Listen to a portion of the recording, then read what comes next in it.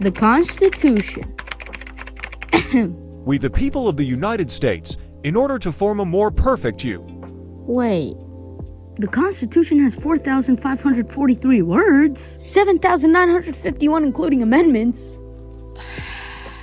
How about I break it down at the parts instead? So the Constitution contains three main branches of government. So there's legislative, which is Congress. There's executive, which is the president. There's judicial, which is courts. All right, let me give about a minute of background. So the British come to America, but Christopher Columbus thinks he's in India. Fast forward, and the newly formed colonies want independence. All right, mate, are we free then? Why, you take me for a buffoon? What kind of tomfoolery is this, eh? Calm yourself, mate. No need for all this kerfuffle. Why are you disrespecting me, bruv? My bad, original gangster. No, this cannot be forgiven. Now empty the compartments of your pantaloons.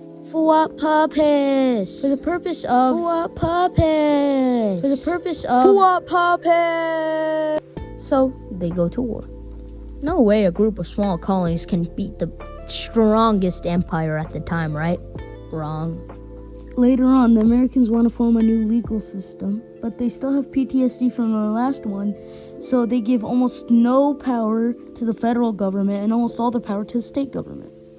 But hey, this is going to last for generations and be an absolute failure. It was an absolute failure. Just on time. I thought I had to cheat there and change the time a bit. Anyways, they needed a new legal system, so they created the thing that I said in the weird robot voice earlier is called the preamble. The preamble states that in order to form a more perfect union, it establishes justice, ensures domestic tranquility. Wait, what does tranquility mean? Hold on.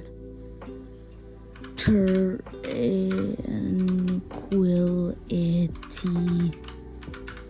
meaning. Aha! Of course. It means the quality or state of being.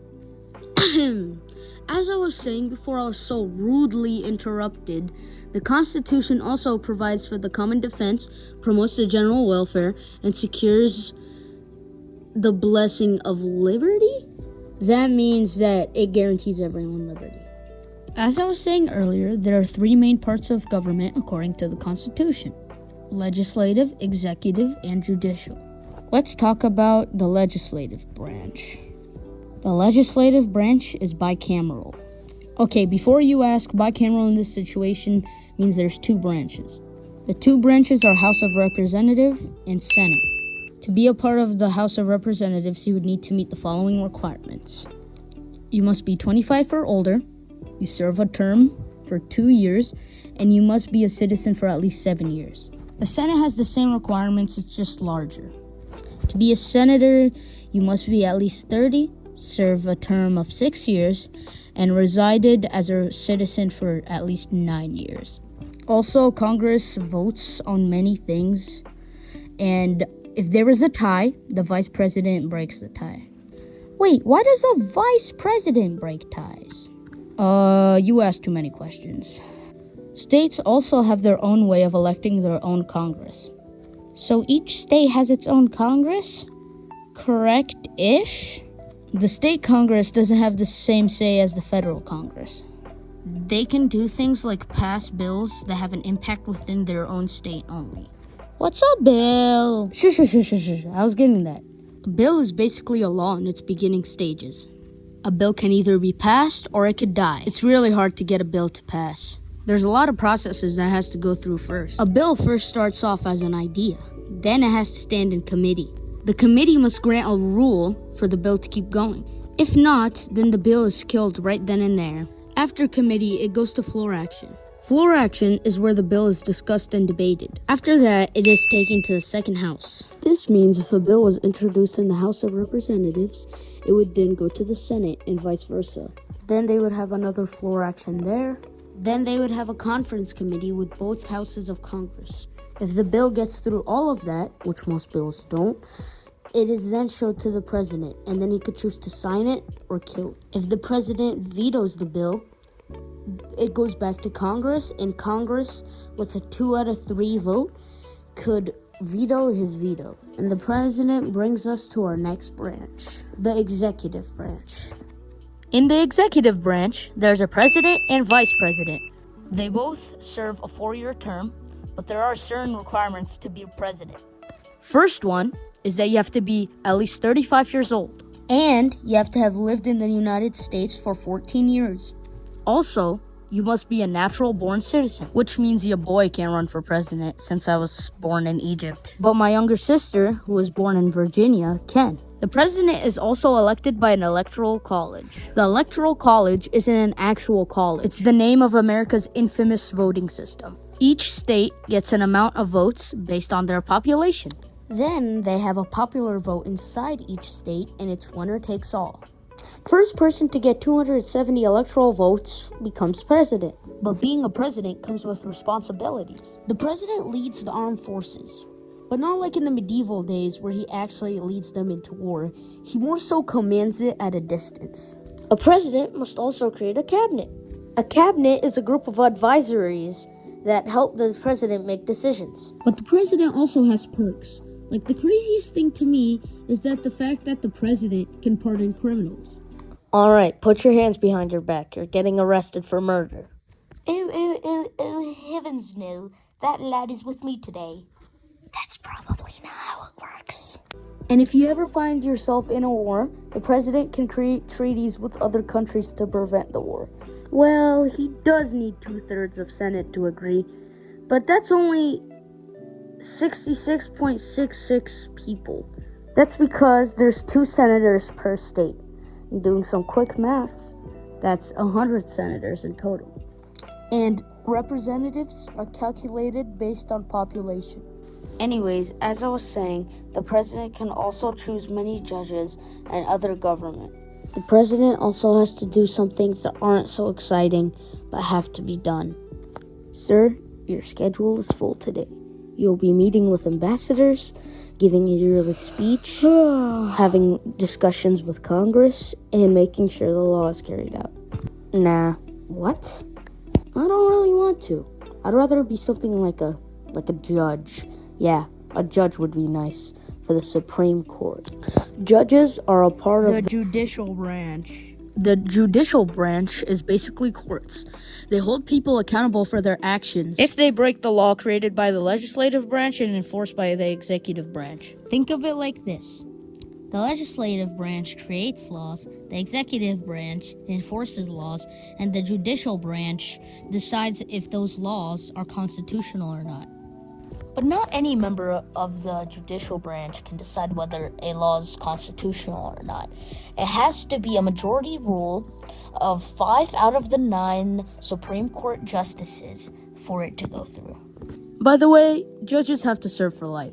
So, Mr. President, if you got bored of your job that doesn't even serve for 4 years, have fun being a judge. You'd have to sit through hours of yap sessions and remember all of it to determine a person's, if not the country's, future. There is one case, though, that doesn't take too long to figure out the sentencing. That case is the crime of treason, which is just the death penalty. But even though we all know at the end of the trial it's probably going to be the death penalty, we have to have a trial anyway. In the Constitution, it states that even traitors have the right to trial, which is part of their due process rights. Due process is basically things that have to go through, it's a process, before someone could be charged with a crime.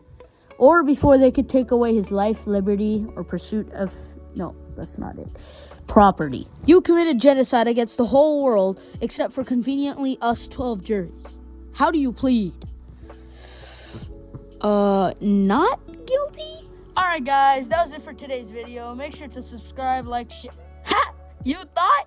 We've been adding on to the Constitution since it was established. Or in other words, we've been amending them using amendments. Now that I read that out loud, I'm realizing that that's literally the reason why they named amendments, because they were amending the Constitution. So far, there's been 27 amendments. Major rule for amendments is that they cannot be taken out.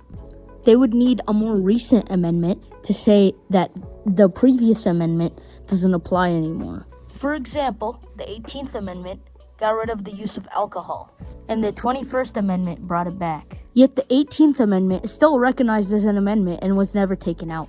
There's a lot of amendments that may not be as needed as they were back then. For example, the 3rd Amendment, the right to not house a soldier. Believe it or not, but there's a reason why this was the 3rd Amendment. Yeah, it was that important. Although that amendment doesn't really make a difference nowadays. But there are amendments that will forever be useful and relevant. The First Amendment guaranteed freedom of religion, freedom of speech, and freedom of peaceful assembly. Think of it like this. You wake up on a Sunday morning and you go to church. You are allowed to go to the church because you have the right to assemble peacefully. And the pastor starts preaching. He could do that because of freedom of speech. And the reason you would be at church in the first place is because you have the freedom to believe in anything you want. Two very popular amendments are the 13th Amendment and the 19th Amendment. The 13th Amendment abolished slavery, which is a very good use of an amendment. The 19th Amendment gave women the right to vote, which is a very good use of an amendment. The 16th Amendment legalized, we all know them, we all hate them, taxes. Okay, I could already see you going, hey, what do you know about taxes? You're not 18. Well, I went on the finance park field trip, thank you very much. And I know how hard it is to give the IRS more money than you spend on your kids. Another one, as I said earlier, is the 18th Amendment. I guess the abusive stepfathers didn't take that one right. I'm kidding. It's a prank. Please don't sue me. Now that we've talked about all the parts of the government, and all of the rules and laws put into place, how does the government keep itself in check? How does one branch make sure the other branch doesn't have too much power? The founding fathers asked themselves this question, and they found a way to separate all three powers into the three branches that I've already talked about: executive, legislative, and judicial. There are certain things called checks and balances that each branch can have on one another to make sure that the other one isn't abusing their power. The president can have meetings with Congress to make sure they're in check, and he can also veto a bill that they've passed. But Congress ain't no punk. Congress can also have a meeting with the president, and with a 2 out of 3 vote, they could override his veto, or veto his veto. And also, if things get out of hand, the Congress can also impeach the president. Impeachment isn't kicking the president out of office, but charging him with a crime, which later, takes him out of office. But the president also ain't no punk. He can also impeach Supreme Court justices. Also, the judicial branch can declare laws unconstitutional, which keeps a check on the legislative branch as well. And technically the executive branch, since the president has to sign the bill. In conclusion, the Constitution isn't perfect, but we are doing our best to amend it over the years. And we will continue to, because for us to be able to adapt to the future, we need to prepare and make new accounts for it. From separation of powers and abolishing slavery, to making Congress wait until the next term until they get a pay raise. No, seriously, why is this an amendment? Anyways, thank you for listening. I'll see you in the next one. This is the first and last one. This has been Isam Mikhail, signing off.